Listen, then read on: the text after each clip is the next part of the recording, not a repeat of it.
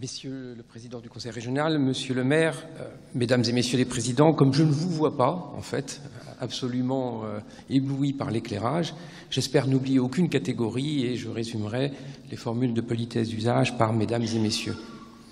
J'ai l'honneur de représenter le ministre du Travail qui, cet après-midi, est au banc à l'Assemblée nationale dans le cadre de la discussion sur le projet de loi Dialogue social.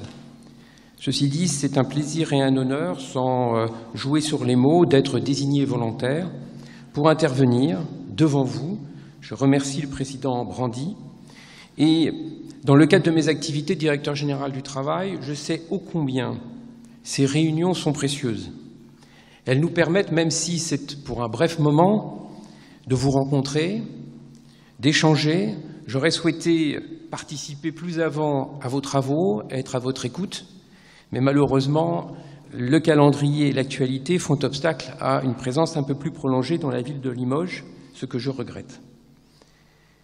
Ce que je tiens à souligner, c'est l'importance de ce moment d'échange, de partage, de discussion sérieuse sur des questions qui le sont tout autant pour notre pays, pour nos entreprises, pour les salariés et leurs représentants. Je me félicite ici d'autant plus que cette manifestation concerne un secteur professionnel auquel je suis, pour des raisons historiques qui tiennent à mon passé, attaché, qui a fait le choix, en se dotant de moyens propres, au lendemain de la Seconde Guerre mondiale, d'une action concrète sur le terrain en faveur des conditions de travail des salariés et des entreprises, grâce à l'OPP-BTP et grâce au service de santé au travail interentreprises du BTP.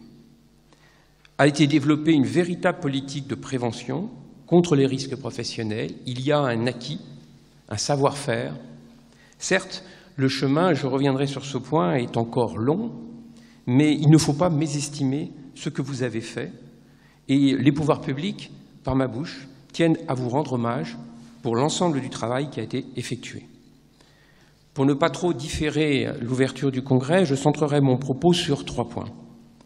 Le premier sur les services de santé au travail, à la fois quelques éléments sur la réforme qui a été engagée en 2011 et les éléments d'actualité. Le deuxième point portera sur le plan santé au travail, le PST3, qui a été abordé par M. Dufin. Et enfin, je souhaiterais m'inscrire totalement dans l'actualité en abordant une question qui est au centre de vos travaux. Et j'avoue que, comme M. Dufin, je suis très admiratif sur la perspicacité des organisateurs qui ont choisi plusieurs années à l'avance le choix de ce thème et le moment.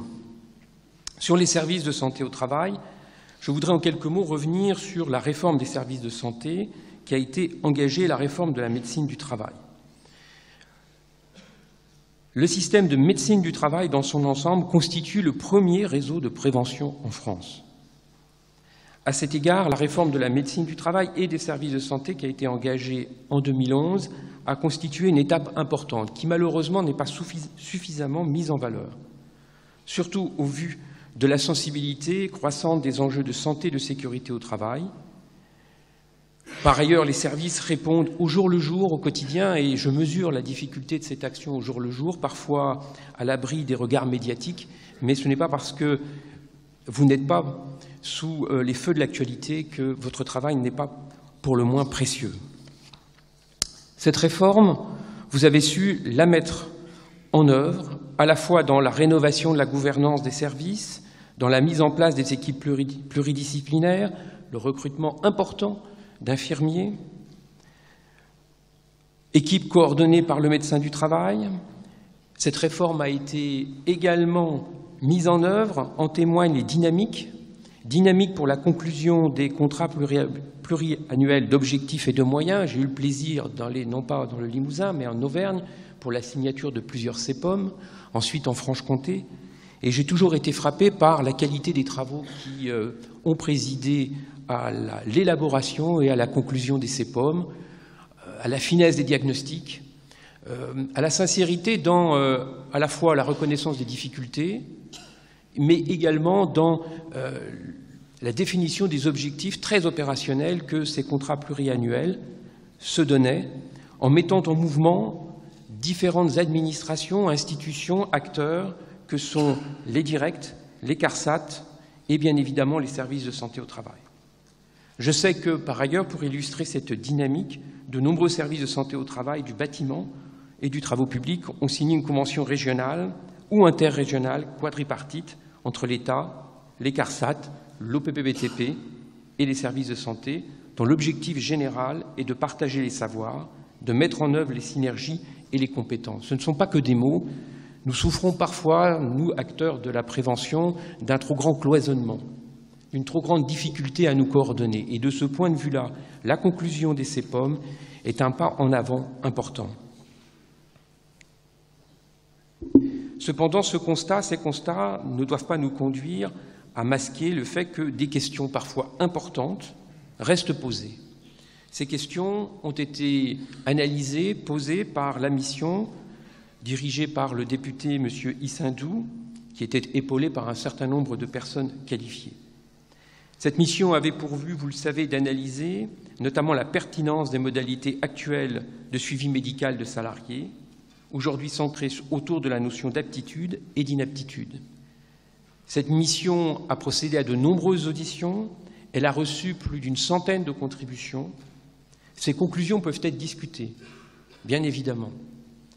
Mais la qualité de ces travaux doit être soulignée et il ne doit pas y avoir d'ambiguïté sur l'esprit des recommandations qui ont été présentées par M. Issindou jeudi dernier au ministre du Travail. Ce rapport vise à promouvoir et à défendre notre système de médecine du travail, mais également à l'adapter aux contraintes qui sont aujourd'hui les nôtres, et notamment celle de la pénurie ou des difficultés de recrutement des médecins du travail, auxquelles l'administration est elle-même confrontée s'agissant du recrutement des médecins inspecteurs du travail. C'est dans un esprit d'ouverture, mais également de sérieux, de discussion, de l'ensemble des questions qui sont au cœur de vos réflexions et de nos actions que cette mission a travaillé. Dans les jours qui viennent, les pouvoirs publics, le ministre du Travail tirera les premières conclusions des propositions de la mission, notamment par le biais d'amendements qui seront incorporés au projet de loi Dialogue social et de l'emploi, actuellement en cours de discussion. Le deuxième point de mon intervention a trait au plan santé au travail, le PST3. Ce PST3, comme M. Dufil l'a souligné, est particulièrement original à la fois par sa méthode et par son contenu. Par sa méthode, les lignes directrices du PST3 ne sont pas le fruit d'un travail éminent d'un bureau de la Direction générale du travail. Ils sont le fruit d'abord d'une discussion entre organisations professionnelles, organisations syndicales nationales réunies au sein du groupe permanent du Conseil d'orientation sur les conditions de travail. Et le fruit de ce travail n'est pas un consensus mou ou la simple accumulation de priorités, mais des lignes directrices fortes qui déterminent l'action à la fois des organisations syndicales, professionnelles, entreprises et celles des pouvoirs publics, lesquelles aujourd'hui doivent assumer une double mission. La mission traditionnelle, l'élaboration des normes en matière de santé, sécurité, conditions de travail et le rajustement permanent à l'évolution des risques professionnels. C'est une des missions centrales que les pouvoirs publics et la Direction générale du travail entendent assumer. Mais il y a une seconde responsabilité de l'État et des pouvoirs publics, c'est de mettre en mouvement l'ensemble des acteurs, pas simplement par des discours comme celui que je vous tiens, mais par la définition d'une stratégie opérationnelle. Première condition, nous soyons tous d'accord sur des objectifs, notamment, comme l'a indiqué M. Dufil, placer au centre de nos préoccupations la prévention primaire. Mais également déduire de cette stratégie un certain nombre d'actions sur lesquelles l'ensemble des acteurs se mettent d'accord quant au calendrier, quant aux modalités d'action. Il y a moult sujets sur lesquels nous pouvons travailler et à bon escient avec cette dynamique qui combine l'action des services de santé au travail, des CARSAT, des directs.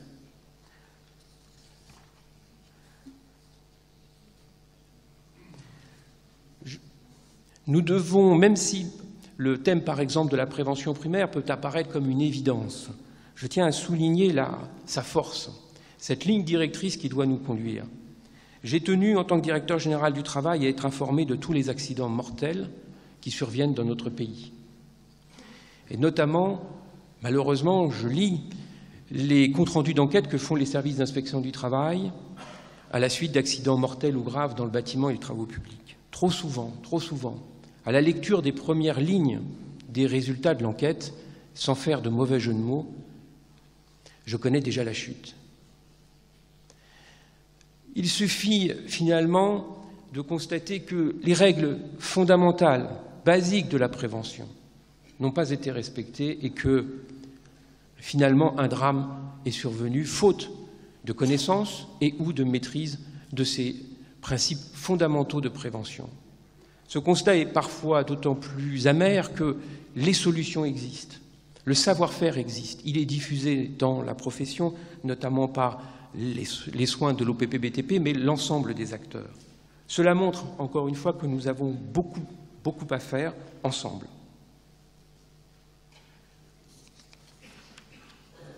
Le PST3 sera donc, pour les 5 années prochaines, et ensuite leur déclinaison au niveau des régions, les lignes directrices de l'action des pouvoirs publics.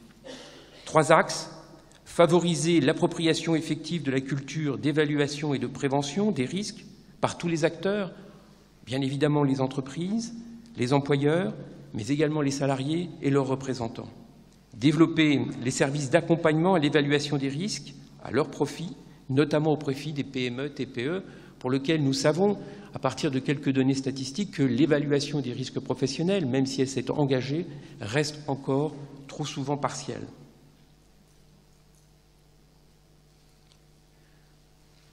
Nous devons également, par toutes ces actions, prévenir la désinsertion professionnelle, favoriser le maintien durable dans l'emploi. Ce qui me permet d'aborder maintenant la 3e question, le 3e centre de mon propos, la prévention de la pénibilité. Nous sommes au cœur de l'actualité. Je voudrais en quelques mots revenir sur la philosophie et le fondement du dispositif qui a été voulu par le législateur. C'est une évidence que l'allongement de la vie professionnelle n'a pas les mêmes incidences pour l'ensemble de nos concitoyens. Certains de nos concitoyens sont exposés à des situations beaucoup plus prégnantes, beaucoup plus difficiles que d'autres, même si le travail de directeur général du travail parfois source de stress, mais je ne pourrais pas le comparer et je n'aurais pas l'affront de le comparer aux travaux des compagnons qui travaillent sur les chantiers. Et que, comme le disait Renan, la plus grande des injustices, c'est de traiter de manière égale ce qui est inégal. Et que par conséquent, il importait de prendre en compte, compte tenu du contexte que je viens d'évoquer, d'allongement de la vie professionnelle, les situations auxquelles un certain nombre de travailleurs sont exposés. Et par ailleurs, c'est la déclinaison d'un principe de solidarité. Nous tous, nous profitons des ouvrages d'art, des bâtiments qui ont été construits. Et il apparaît donc légitime que la collectivité, sous des formes qu'il appartient à la représentation nationale de déterminer, prenne en compte ces situations, s'agissant notamment des droits en matière de retraite. Le dispositif qui a été présenté, et je ne ferai pas dans la langue de bois, se heurtait à de véritables difficultés opérationnelles, notamment parce que sa philosophie était particulièrement individualisante. C'était un choix fait par le législateur. Ces difficultés opérationnelles viennent d'être prises en compte, ont été prises en compte par les pouvoirs publics, comme l'a annoncé le Premier ministre hier. Elles appellent des modifications des dispositions législatives qui interviendront dans les prochains jours.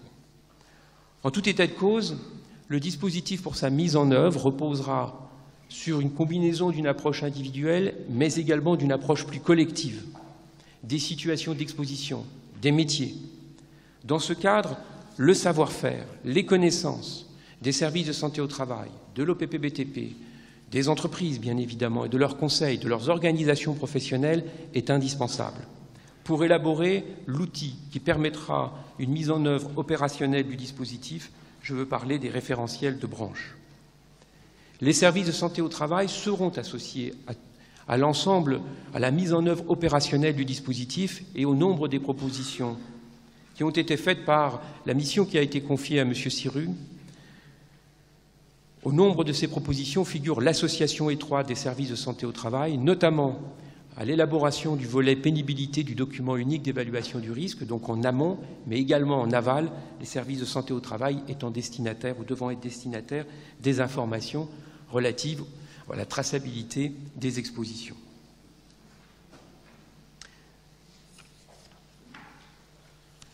Les difficultés auxquelles se heurte l'action quotidienne pour l'amélioration des conditions de travail sont évidentes. La réalité d'une action de prévention se mesure au jour le jour.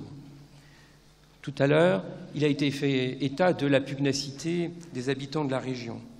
Je crois que l'action de prévention impose à la fois ténacité, courage, lucidité, rigueur et professionnalisme, toutes qualités qui sont celles des professionnels des services de santé au travail et des organismes de prévention. Peut-être que notre tempérament national nous pousse parfois au pessimisme et à la critique.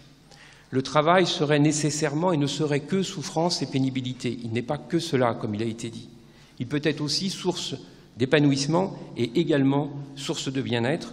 Je rappelle souvent cette maxime prêtée à Freud, à qui on demandait « Qu'est-ce qu'un patient guéri ?» Il répondait « C'est une personne qui sait aimer et qui sait travailler. » De ce point de vue-là, l'action que vous menez pour donner une autre représentation du monde du travail est essentielle. Il ne s'agit pas de nier les difficultés et de mettre un mouchoir sur celles-ci, mais de prendre la réalité du monde du travail dans sa globalité et notamment, pour justement surmonter ces difficultés, de mettre en avant les projets qui ont été réalisés, les réalisations et qui sont parfois remarquables. En venant en chemin, on me citait la réalisation de chantiers exemplaires vis-à-vis des apprentis. Je crois que ce sont ces projets que vous devez à la fois élaborer, mettre en œuvre et faire connaître. Il y a le savoir-faire, je crois qu'il est dans cette salle, il y a le faire savoir. Soyez convaincus que les pouvoirs publics et que le ministère du Travail, et plus précisément la DGT, sera présente à vos côtés pour mener cette action au jour le jour. Vos compétences, vos travaux, les réflexions que vous allez mener, le programme est copieux pour les prochains jours, pendant ces 3 journées, sont le gage de ce qu'un grand résistant, Romain Gary, appelait la promesse de l'aube. Je vous remercie.